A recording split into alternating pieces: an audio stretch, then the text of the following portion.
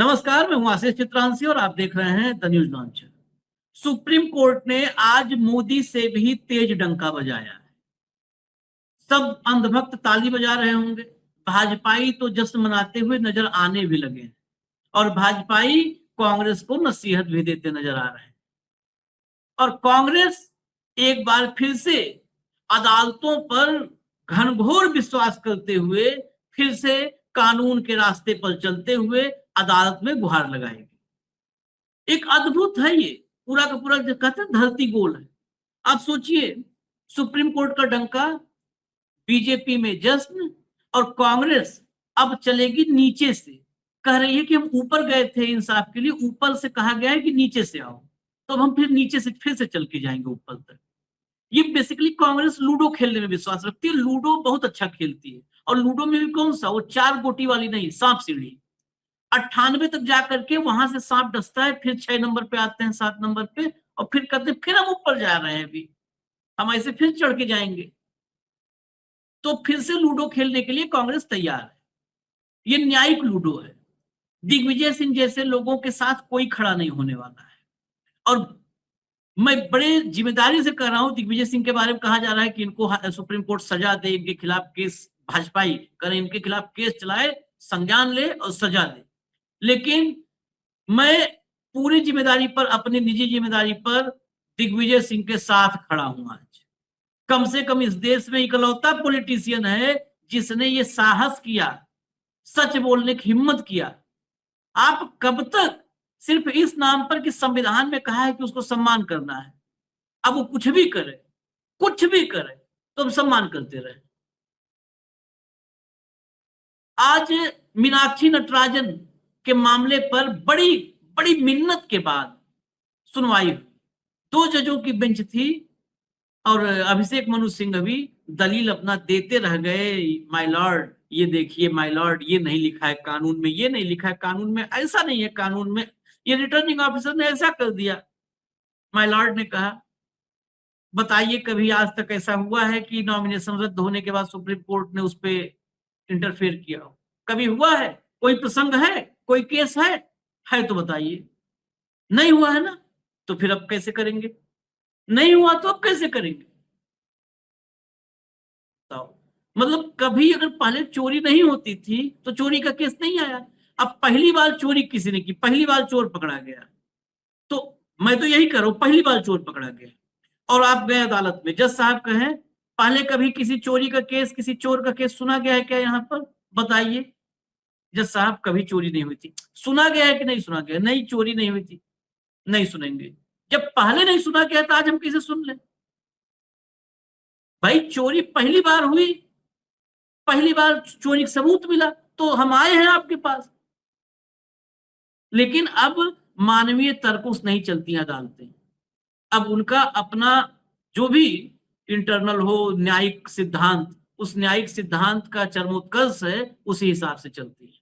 लाइए भाव को जोड़िए जरा, आपको फैसला सुनाते हैं। हम फैसला क्या सुनाएंगे, मतलब फैसला बताएंगे जो सुप्रीम कोर्ट का है।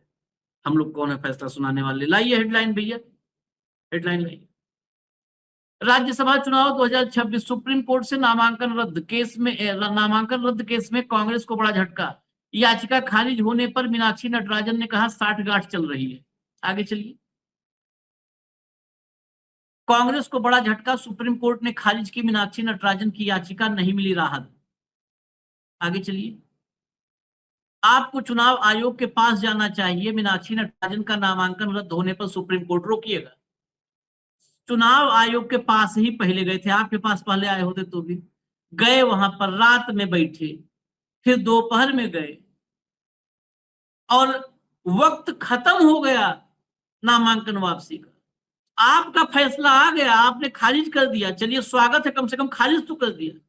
वो चुनाव आयोग, वहां पे दही जमी हुई है। अब दही जब जम जाएगी पूरी तो निकल के उसका दही जब लस्सी बनेगी तब वो बोलेंगे। उनके मुंह में जुबान नहीं है। आप साथ में एक एक इसी में खारिज करते करते एक इंस्ट्रक्शन आप दे दिए होते कि चुनाव आयोग के इस मामले पर तत्काल अर्जेंट बेसिस पर सुनवाई करके अपना फैसला सुनाए। कुछ भी नहीं, कहीं से भी कोई राहत नहीं। आगे चलिए। चुनावी प्रक्रिया में दखल नहीं दे सकते। मीनाक्षी नटराजन को सुप्रीम कोर्ट से झटका, राज्यसभा नामांकन रद्द मामले में याचिका खारिज। आगे चलिए। पूरी तरह से साजिश है, यह हमारी लड़ाई जारी रहेगी, सुप्रीम कोर्ट से याचिका खारिज होने पर बोली मीनाक्षी नटराजन। आगे चलिए, खबर थोड़ा सा डिटेल दिखा दीजिए, क्या बोला है अदालत ने, ये सबसे महत्वपूर्ण है। ये कांग्रेस नेता नटराजन ने क्या कहा, पहले सुनिए। मीडिया के सामने याचिका खारिज होने पर मीनाक्षी नटराजन ने कहा कि मेरा कोई आरोप सुप्रीम कोर्ट पर नहीं है, चुनाव आयोग के आरोप कंप्रोमाइज्ड थे। मैंने पहले दिन भी कहा, ईसीआई के पास जब हमारे लोग गए तो उन्होंने 48 घंटे तक जवाब नहीं दिया। सुप्रीम कोर्ट ने कम से कम हमारी बात सुनी। चुनाव आयोग इस तरह से मिला है कि उन्होंने उस पर कोई जवाब तक नहीं दिया। हमारा मामला आरओ तथा और ईसीआई के खिलाफ था, लेकिन आज स्टेट ऑफ मध्य प्रदेश ने भी अपना वकील खड़ा किया। इससे आराम से समझ में आता है कि क्या साठगांठ चल रही है। आपको बता दें कि नटराजन ने सुप्रीम कोर्ट में राज्यसभा चुनाव में नामांकन रद्द को चुनौती दी थी। आज ये मामला था रिटर्निंग अफसर और चुनाव आयोग का। मध्य प्रदेश सरकार ने भी अपना वकील खड़ा किया था। मध्य प्रदेश सरकार का इससे क्या लेना देना, न 3 में न 13 में, लेकिन उन्होंने भी कहा क्योंकि लोकतंत्र मजबूत करना है। एक बात मीनाक्षी नटराजन की मुझे अच्छी लगी कि कम से कम सुप्रीम कोर्ट ने हमारी बात सुनी। इससे तसल्ली है, आप रहिए, इसी की तसल्ली पूरा रखिए और बाहर जाके अगरबत्ती 2 खोस दीजिएगा, कम से कम सुन तो ली। इसी पर अब मैं कई बार कहता था कि मोदी जी, तब बात नहीं मानते थे लोग। मैं कहता था मोदी जी ऐसा दिन लाएंगे जब आदमी कहेगा हम जिंदा हैं और उसी को विकास मानेगा कि हम लोग जिंदा हैं, कम है विकास, मोदी नहीं होते तो हम जिंदा नहीं होते। आज इस पर खुशी जता रही है एक महिला नेत्री कि सुप्रीम कोर्ट ने कम से कम सुना तो, अरे भले फाड़ फेंक दिया, सुन तो लिया। तो ये इतने उपलब्धि हमारी, सुन लिया। धन्य है कांग्रेस, उसके नेता और बाकी सुप्रीम कोर्ट महाधन्य है। चलिए आगे, अब सुप्रीम कोर्ट ने क्या कहा वो सुनिए जरा। सुप्रीम कोर्ट ने मध्य प्रदेश से कांग्रेस की राज्यसभा उम्मीदवार मीनाक्षी नटराजन को चुनाव आयोग के पास जाने की सलाह दी है। सुनिएगा, चुनाव आयोग के पास जाने की सलाह दी है। शुक्रवार को सुप्रीम कोर्ट ने कहा कि जब रिटर्निंग ऑफिसर किसी उम्मीदवार का नॉमिनेशन रद्द कर देता है तो एकमात्र उपाय चुनाव आयोग के पास जाना ही होता है। अगर ये उपाय नहीं किया होता कांग्रेस ने, तब तो आप समझ में आता आपका एकमात्र उपाय होता है। शीर्ष कोर्ट कांग्रेस नेता मीनाक्षी नटराजन की याचिका पर सुनवाई कर रहा था। अगला पन्ना लाइए, अगला पन्ना लाइए। ऐसा कोई फैसला दिखा दे जो हमने दिया हो। जस्टिस प्रशांत कुमार मिश्रा जो सुनवाई कर रहे थे, जस्टिस प्रशांत कुमार मिश्रा और जस्टिस अतुल एस चंदुलकर की बेंच थी। उन्होंने कहा कि फैसला चाहे कितना भी गलत क्यों ना हो एक एक सब सुनिए, फैसला चाहे कितना भी गलत क्यों ना हो, एक बार नॉमिनेशन रद्द हो जाने पर आमतौर पर उपाय कहीं और ही होता है। क्या इस कोर्ट का कोई ऐसा फैसला है जिसमें हमने उस स्टेज पर दखल दिया हो? नटराजन की ओर से पेश हुए सीनियर वकील अभिषेक सिंघवी ने कहा कि उम्मीदवार को ऐसे आपराधिक मामलों की जानकारी देनी होती है जिसमें कम से कम 2 साल की सजा का प्रावधान हो, जबकि इस मामले में सिर्फ समन जारी किए गए थे। चलिए सिंघवी जी ने क्या कहा छोड़ दिया। फैसला कितना भी गलत क्यों ना हो, आपको कहीं और जाना हो, मतलब कितना भी गलत फैसला हो, सुप्रीम कोर्ट के पास उसकी रेमेडी नहीं है। और ये फैसला कितना भी गलत हो, आपको चुनाव आयोग में जाना होगा। चुनाव आयोग ना सुने तो भी हम कुछ नहीं कर सकते। हाँ हाँ, हाँ। यही है परिभाषा इस फैसले, हमारे पास कुछ नहीं है। तो ये आज तो उन्होंने क्लियर कर, इसके बाद तो उन्होंने एक लाइन खींच दी कि अब चुनाव आयोग जो करेगा उसके बाद भी आप हमारे पास। चुनाव आयोग ने चुनाव घोषित कर दिए राज्यसभा के। अगले अभी अभी धनातन इस्तीफे हो रहे ना बंगाल में, वहां उपचुनाव होंगे। वह चुनाव आयोग इस्तीफा मतलब ये करेगा, चुनाव प्रक्रिया घोषित कर देगा कि चुनाव की घोषणा अभी करते हैं 12:15 पे। 12:16 पर नामांकन भरने का आखिरी टाइम।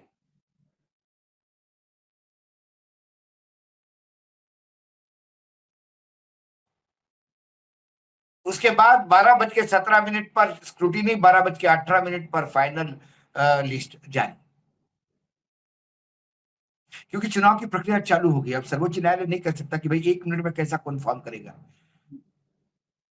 क्योंकि पहले ही भाजपा के लोग तैयार होंगे, वही लोग डेट भी देते होंगे ना। वो अपना फॉर्म जमा करेंगे, जो रिक्रूटिंग ऑफिसर बोलेगा इनका फॉर्म तो 2000 बिल्कुल 2/15 पे अनाउंसमेंट हुआ, 2/16 को तो फॉर्म जमा हो गया था, 5 फॉर्म जमा हो गए थे बंगाल में,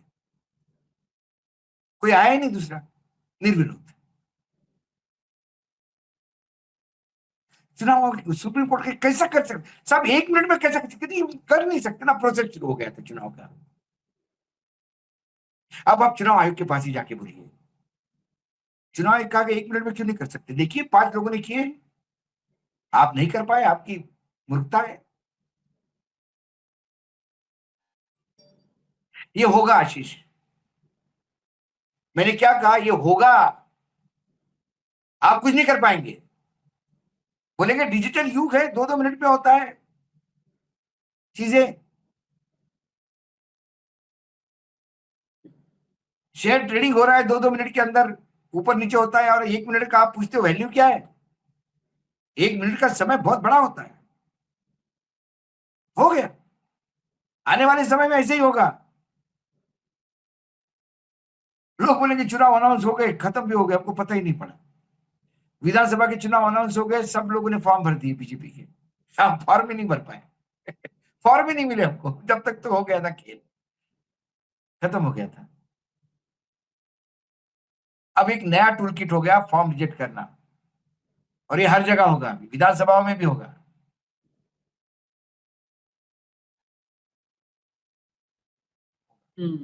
जरा देखिए, राहुल गांधी ने उस दिन कहा था कि बहुत सारे अधिकारी, न्यायपालिका, सबके भीतर अब वो हो रहा है, सब धीरे धीरे मोदी से परेशान हो गए हैं, लेकिन ये परेशान है, कोई नहीं परेशान है।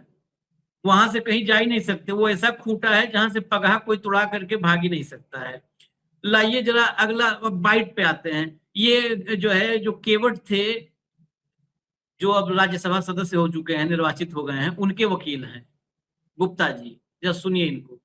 I am Sanket Gupta. I was from the side of Mahesh Kewadji, who is a Rajya Sabha candidate. He is now a Rajya Sabha elected member. Today, Meenakshi Natarajan has filed a writ petition there invoking Article 32 of Honorable Supreme Court, and it was pleaded and it was prayed that the order passed by the RO was challenged there in Article 32 petition there in Honorable Supreme Court, but Honorable Supreme Court dismissed the petition filed by Meenakshi Natarajan ji on the ground that it is not maintainable because there is a bar pertaining to Article 329 of the Constitution, and these type of petitions which are challenging the elections should move toward the election petition because they are the statutory right to fight an election, and the statutory right should be through the statutory principles from they can be challenged via election petition only. So the petition filed by the Meenakshi Natarajan today was dismissed on the grounds of maintainability. ठीक है, वकील साहब को सुन लिया आपने, ये ना हो कि कोई कहे कि उधर हम नहीं सुनाए। आप मीनाक्षी नटराजन को सुनाइए। सुप्रीम कोर्ट ने खारिज कर दिया, कैसे देखते हैं, आपका पहला रिएक्शन क्या होगा? देखिए, मैं ये कहना चाहूंगी कि माननीय उच्चतम न्यायालय के फैसले का अध्ययन हमारे जो वकील हैं वो करेंगे, उस पर मुझे अभी कुछ नहीं कहना, वो कहना मेरा उचित भी नहीं है, संवैधानिक दायरों में नहीं है, लेकिन चुनाव आयोग कॉम्प्रोमाइज्ड है, ये तो सब लोग जानते हैं। नहीं, संवैधानिक दायरों में कुछ भी बोलना ठीक नहीं है, तो अध्यक्ष जी को सुनिए, मल्लिकार्जुन खड़गे जी को, उनको सुनिए। ठीक है, वो उनका कहना क्या है, पहले इलेक्शन कमीशन, फिर बाद में हाई कोर्ट, फिर उसके बाद आप सुप्रीम कोर्ट आओ, ये उनका कहना है। लेकिन ये ऐसा स्पेशल केस है कि आप जितना टाइम दिए उतना ही ये केस को लंबित किया जाएगा, इसीलिए हम ये चाहते थे कि सुप्रीम कोर्ट इसको रिलीफ दे। फिर भी उन्होंने जो कहा है उसी तरह से हम हाई कोर्ट जाएंगे, और ये तो उनका रिजेक्शन ये इलीगल है, ये मॉरल है, एंटी डेमोक्रेटिक है और जो सरकार ने कराया है ये मोदी जी के इशारे के बिना नहीं होता, ऐसी बड़ी चीज है। और मोदी जी ये पर्पसली कांग्रेस पार्टी को खत्म करने के लिए, डेमोक्रेसी को खत्म करने के लिए ये साजिश रख के हर जगह वो अपने लोगों को बिठाकर रिटर्निंग ऑफिसर्स जो खास करके उनके चाहने वाले लोगों को वहां पर बिठाकर ऐसी चीजें कर रहे हैं। और यही चीज उन्होंने झारखंड में की है कि एक बड़े कॉरपोरेट मालिक के आदमी को वहां पर बिठाया और जिनको मेजॉरिटी नहीं है वैसे आदमी को वहां पर बिठाया है। तो इसका मतलब क्या है कि वोट या तो परचेस करना या डिवाइड करना या द कॉरपोरेट ऑफिस का एजेंट वहां पर इलेक्ट होके आना।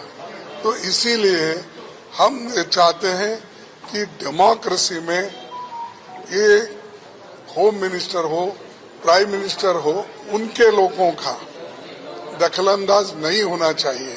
मैं ये नहीं कह रहा कि प्राइम मिनिस्टर खुद ही करे, लेकिन उन्होंने ऐसे लोगों को बिठाया है, आरएसएस के एजेंटों को हर जगह, या जो उनकी सरकार कहाँ पर है वहां पर वो लोग ऐसे लोगों को बिठाए, कानून नहीं देख रहे, रूल्स नहीं देख रहे, रेगुलेशन नहीं देख रहे हैं और वो मनमाने जिसको भी रिजेक्ट करते हैं। और यही हमारे इसमें नो दिस नतानी ठहरे ना कानून से। तो हमारे झारखंड में भी यही ऑब्जेक्शन था। 2 पेज तो खाली थे, उसका वो डायरेक्टर थे वो मेंशन नहीं किए, उनके बच्चों का संपत्ति नहीं मेंशन किया था, लेकिन उनको टाइम देकर 11-12 बजे तक टाइम देकर वो दुरुस्त कर लेते हो और एक जगह उसी शाम में खारिज कर देते हो। तो ये क्या है? ये इम्पार्शियलिटी है, ये डेमोक्रेसी है। तो ये इससे ही अंदाजा लगता है कि इलेक्शन कमीशन भी, जो इलेक्शन कमीशन है वो इम्पार्शियली एक्ट नहीं कर रहा, इससे साबित होता है। लेकिन हम कुछ कहे तो देखिए कांग्रेस वाले हमेशा टीका टिप्पणी करते हैं। ये दोनों उदाहरण उनके सामने है। एक तरफ आप मध्य प्रदेश में एक निर्णय लेते हो, दूसरे तरफ झारखंड में एक निर्णय लेते हो। तो इसीलिए हम ये चाहते हैं कि रूल्स के मुताबिक आप चलिए, कॉन्स्टिट्यूशन को भी आप धक्का मत दीजिए। ये कॉन्स्टिट्यूशन वायलेट कर रहे हैं, इलेक्शन रूल्स को वायलेट कर रहे हैं और अपने लोगों को एक हर जगह बिठाकर ये अपोजिशन को तंग कर रहे हैं। चलिए, खड़गे साहब ने तो सीधा कहा कि बिना मोदी के इशारे के ये नहीं हुआ है, ये सीधा मोदी के इशारे पे हुआ है। लेकिन भाऊ, ये लोकतंत्र का लूडो फिर से खेलेगी कांग्रेस, नीचे से चलेगी तो फिर इसमें थोड़ी बहुत न्यायपालिका में रीढ़ की हड्डी तो उत्तराखंड में जीवित थी। जो जिला पंचायत चुनाव में जो नामांकन रद्द हो गया था उसको वापस करवाया और हाईकोर्ट ने कहा कि आप इस बात को मत गुमान में रहिए कि हम इंटरफेयर नहीं कर सकते, हम संविधान की धज्जियां नहीं उड़ने देंगे। और उस महिला का फॉर्म रिस्टोर हुआ और वो जिला पंचायत का चुनाव जीती भी बाद में कांग्रेस की उम्मीदवार। ये इंटरफेरेंस हुआ। अब उस हाईकोर्ट के जज का क्या हश्र होगा पता नहीं। हाँ, ये तो संविधान और परंपरा और लॉ पॉइंट से चला। यहाँ पे भाजपा के अनुकंप। मुझे आज सबसे बड़ा ऑब्जेक्शन ये है कि कैसी न्यायपालिका बोल सकती है कि हम इसमें कुछ नहीं कर सकते। मतलब चुनाव आयोग को इतनी असीम शक्तियां दी है कि वो चाहे वो नंगा नाच करे और आप करने देंगे। चुनाव आयोग ने एसआईआर में यदि नाम ही निटका डाउटफुल में यदि केस में डाल दिया एक जज का नाम सुप्रीम कोर्ट का, तो वोट देने नहीं जाएगा वो, सुप्रीम कोर्ट का जज होते हुए भी। और कहीं भी नहीं पाएगा चुनाव आयोग को कुछ, क्योंकि चुनावी प्रक्रिया चल रही है।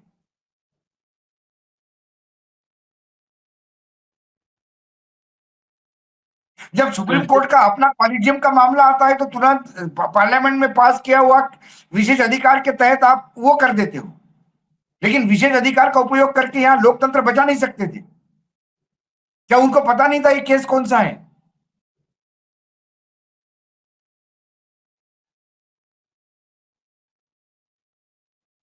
ये एक संविधान के कस्टोडियन हैं। अब कस्टोडियन संविधान है, लेकिन कह रहे हैं कि हम भाई अब बीच में इंटरफेयर कैसे कर दे। अब संविधान का कस्टोडियन कहीं इंटरफेयर कर सकता है जहां संविधान की भावनाओं के विपरीत कार्य हो रहा हो, जहां संविधान बंगाल से भी खबर है आशीष जी, अपडेट। हाँ, बंगाल में भी जो स्टे देने से मना कर दिया हाईकोर्ट ने, जो स्पीकर के डिसीजन पे बागी नेता को जो प्रतिपक्ष नेता बनाया था, उस पे जो ममता गई थी हाईकोर्ट, उसको स्टे देने से मना कर दिया उन्होंने। हाँ, वो स्टे कल का फैसला है, कल का निर्णय है। स्टे देने से मना कर दिया है। उसमें अभिषेक बनर्जी की गिरफ्तारी पर 6 हफ्ते के लिए रोक है और कहा है सीआईडी के साथ जाओ, कोऑर्डिनेशन आप बेहतर रखिए और पूछताछ में सहयोग कीजिए। खैर, इसी में आप देखिए बीजेपी की बेशर्मी आपको मैं दिखाता हूं। अदालत जो किया भारतीय जनता पार्टी क्या कह रही है, भाजपा के नेता मंत्री क्या कह रहे हैं? कह रहे हैं देखिए कांग्रेस का महिला विरोधी चेहरा मीनाक्षी नटराजन का पर्चा खारिज करवा दिया। मतलब ये ढिठाई कौन से लेवल पे है? सुनवाइए मध्य प्रदेश के एक मंत्री। मैं बहुत सारे पत्रकारों से बात कर रहा था भोपाल में। भोपाल में पत्रकार मुझे कहते कि अरे भाऊ मीनाक्षी, फिर भी ये मीनाक्षी को जीतने नहीं देते। कांग्रेस में बहुत फूट थी, मीनाक्षी से नाराजगी थी। मैंने बोला कांग्रेस मीनाक्षी, बोले वो बीजेपी ने मैनेज कर लिए थे, लोग बिक गए थे, पैसे ले लिए थे। अरे मैंने बोला ये सब करते होते तो फिर पर्चा खारिज करने की जरूरत क्या थी? हाँ, तब नहीं करते। अरे पत्रकार दिन भर सूचना विभाग में विज्ञापन के लिए बैठे रहने वाले। मैंने कहा कि चलो मैं मानता हूं तुम्हारी बात, मैं मानता हूं कि वहां पे दगा हो जाता मीनाक्षी के साथ, वो एक अलग इशू है। लेकिन जो फॉर्म जो रिजेक्ट हुआ वो किस बिना पे हुआ, ये तो संविधान की अवहेलना है। ये दो अलग अलग चीजें हैं। बीजेपी ने लोग खरीदे, ये अलग चीज है। कांग्रेस में अंदरूनी भितराघात हो रहा है, एक अलग चीज है। और ये संविधान क्या हत्या करते हुए आपने फॉर्म रिजेक्ट किया, ये अलग चीज है। हम पत्रकार हैं, हमें उसका नहीं लेना देना कौन कितने में खरीदता। हमें ये देखना है सबसे पहले कि संविधान और लोकतंत्र जीवित रहता है कि नहीं रहता है। कृष्णा गौर को सुनिए, कृष्णा गौर हैं, कृष्णा गौर जी को सुनाइए। सुप्रीम कोर्ट का जो एप्लीकेशन सुप्रीम कोर्ट का एप्लीकेशन टर्न आउट कर दिया गया है। अब सुप्रीम कोर्ट ने कहा है कि हम दखलंदाजी ऐसे कोई पुराने मामले भी नहीं है। कांग्रेस अभी भी आरोप लगा रही है कि एक महिला कैंडिडेट पूरे देश में थी, लेकिन बीजेपी ने जानबूझ करके महिला सम्मान किया। मुझे हंसी आ रही है कि कांग्रेस इस प्रकार का आरोप लगा कैसे सकती है। पूरी कांग्रेस मिलकर भी अपनी उस महिला कैंडिडेट का फॉर्म नहीं भर सकी, वो जानकारी नहीं जुटा सकी, उसको मदद नहीं कर सकी जो उसको करना चाहिए था। ये कांग्रेस का चाल चरित्र और चेहरा है। इस देश में महिलाओं के साथ अन्याय करने की पराकाष्ठा हमेशा कांग्रेस पार्टी ने की है। प्रधानमंत्री श्री नरेंद्र मोदी जी इस देश की महिलाओं को सशक्त करना चाहते हैं। वो महिलाओं के नेतृत्व में देश के विकास की बात करते हैं और इसीलिए वो नारी शक्ति बंधन अधिनियम लेकर आए थे। लेकिन कांग्रेस ने जिस प्रकार से अपने अलायंस दलों के साथ विरोध कराया और महिलाओं को उनके राजनीतिक अधिकार से वंचित करने का काम किया, पूरे देश ने देखा। और आज जब मध्य प्रदेश में राज्यसभा के चुनाव हो रहे थे, किस प्रकार से कांग्रेस ने अपनी ही महिला कैंडिडेट को यहां से निर्वाचित नहीं होने के लिए षड्यंत्र रचा और उसके फॉर्म को निरस्त कराने में महत्वपूर्ण भूमिका निभाई। और इस बात से भी इंकार नहीं किया जा सकता कि कांग्रेस, मध्य प्रदेश कांग्रेस के नेताओं की ये चाल थी। चूंकि कांग्रेस सुप्रीमो राहुल गांधी ने यह निर्णय लिया था कि मध्य प्रदेश से सुश्री मीनाक्षी नटराजन राज्यसभा में जाएंगी, लेकिन मध्य प्रदेश के कांग्रेस नेता नहीं चाहते थे कि मीनाक्षी नटराजन को वहां भेजे, इसलिए उन्होंने पूरा प्लानिंग करके, षड्यंत्र करके उनके नामांकन को निरस्त कराने का काम किया। वरना वो अगर आपराधिक प्रकरण की जानकारी दे देते तो शायद चुनाव होता। कल दिग्विजय सिंह ने कहा कि सुप्रीम कोर्ट भी इस सीट चोरी में शामिल है। सुप्रीम कोर्ट पे सबको चोर कहने। देखिए, कांग्रेस पार्टी और कांग्रेस पार्टी के नेताओं और विशेषकर श्री दिग्विजय सिंह जी तो हमेशा संवैधानिक संस्थाओं का मान मर्दन करते आए हैं। उन्हें विचार करना चाहिए कि वो किस दिशा में जा रहे हैं। ये देश संविधान से चलता है। सुप्रीम कोर्ट का निर्णय हम सबके लिए मान्य होता है और हमेशा संवैधानिक संस्थाओं पर इस प्रकार की टिप्पणी करना कांग्रेस के नेताओं को शोभा नहीं देता। उन्हें विचार करना चाहिए। ये देश संविधान से चलता है। संवैधानिक संस्थाएं हमारे लोकतंत्र को मजबूत बनाती है। ये मतलब कम से कम एक बार अपने ससुर जी को ही याद कर ली होती। क्या पूछे, क्या बताए? वो कहती है बाबूलाल कि गौर के साथ क्या हुआ भाजपा में? भाई बाबूलाल गौर के साथ क्या किया भाजपा ने, ये तो उसको पता ही नहीं। अभी तो इनको मक्खन मिल रहा है तो ये मक्खन खा रहे हैं।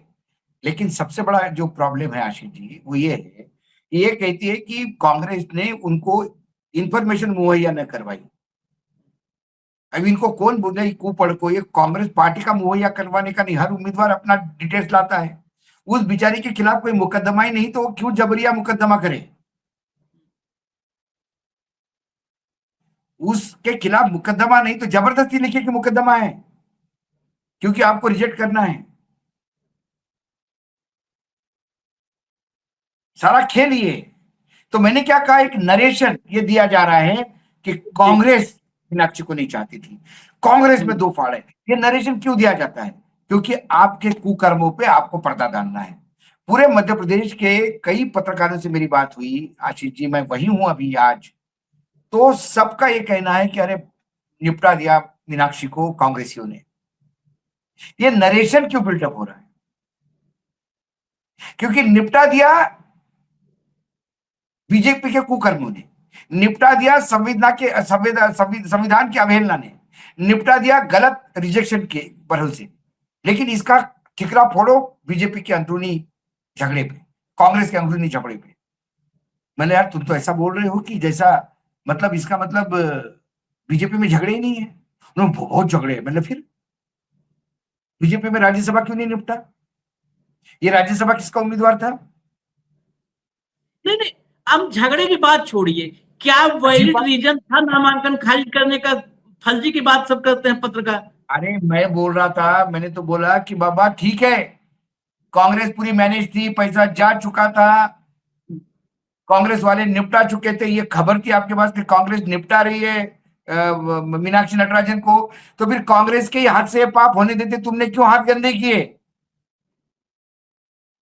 सवाल ये है। कमरे से तो बेविचार करके यही निकले थे। ये फोटो कांग्रेस की सर्कुलेट करना चाह रहे हैं। ये फोटो हाँ,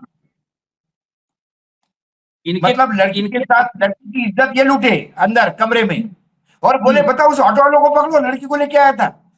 पहले ऑटो वालों को पकड़ो, लड़की को लेके आया था। बताइए कितने ऑटो वाले नालायक हो गए, ऐसी जगह लड़की को लेके आते हैं। बचाने आवे तो उसका फोटो वायरल कर देंगे कि ये था ये था ये था, बचाने वाले। ये अरे भाई ये बहुत पुराना टूल किट है, संघ का टूल किट है ये, कि अपने गलती को ढका के दूसरे के मत्थे पे मारो, खूब प्रोपेगेंडा करो कि गलत ये है, गलत ये है। मतलब वाकई ये सब ने, इन सब ने उस दिन रवांडा रेडियो का, रवांडा रेडियो तो इनके सामने भीख मांगे। रवांडा रेडियो एक मतलब 1,00,000वां अंश नहीं है जितने बड़ा ये सब प्रोपेगेंडाबाज है। अपने पाप को भी दुनिया बीच में न जाए कि ये पापी हैं, तुरंत पाप करो और हल्ला शुरू कर दो, अरे ये देखो इसने चोरी की, इसने चोरी की। दिग्विजय सिंह को हम इस कार्यक्रम के आखिर में फिर सुनाएंगे एक बार, बहुत दिग्विजय सिंह पे ये सब पिनपिनाए हैं ना। ठीक है, हम तो कह रहे हैं सुप्रीम कोर्ट संज्ञान ही ले ले एक बार दिग्विजय सिंह का, कम से कम ये देश में विमर्श में तो ये बात आवे कि सुप्रीम कोर्ट की भूमिका क्या है। हाँ सुनाइए दिग्विजय सिंह।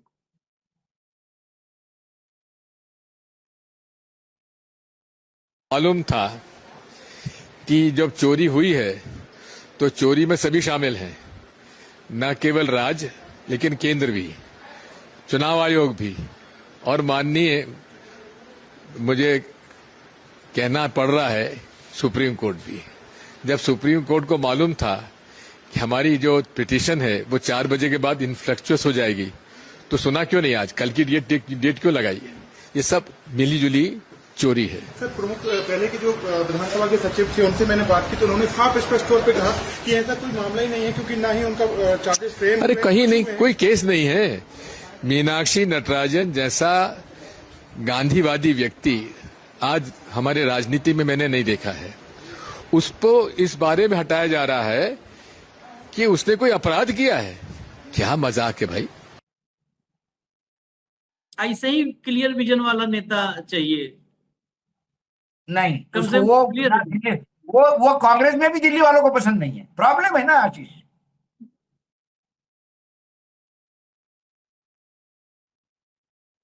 स्पष्ट वक्ता किसी को नहीं चाहिए, चाहे मीडिया का हो, चाहे नेता का हो, हाँ कोई नहीं। चाहे ब्यूरोक्रेसी का हो, उसका अशोक खेमका होना तय है। सच बोलने वाला, साफ बोलने वाला, कड़वा बोलने वाला वो नहीं पसंद है किसी को भी, किसी को नहीं पसंद।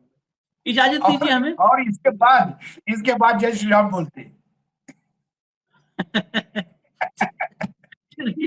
इजाजत दीजिए और देखिए ये लोकतंत्र का मान मर्दन कैसे हो रहा है, चीरहरण कैसे हो रहा है। लेकिन दिक्कत ये है कि चीरहरण में कोई कृष्ण नहीं आने वाला है बचाने। नहीं, कोई कृष्ण नहीं कोई आने कृष्ण वाला है।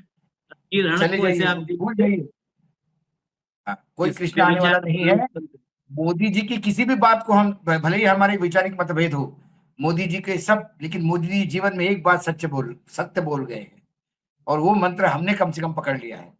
उन्होंने कहा कि आत्मनिर्भर बनो, ये शब्द दिया उन्होंने, आत्मनिर्भर बनो, मेरे भरोसे मत रहो, संविधान के भरोसे मत रहो, न्यायपालिका के भरोसे मत रहो, चुनाव आयोग के भरोसे मत रहो, आत्मनिर्भर बनो। दिया सब। चलिए इजाजत दीजिए। धन्यवाद भाऊ, बहुत बहुत धन्यवाद।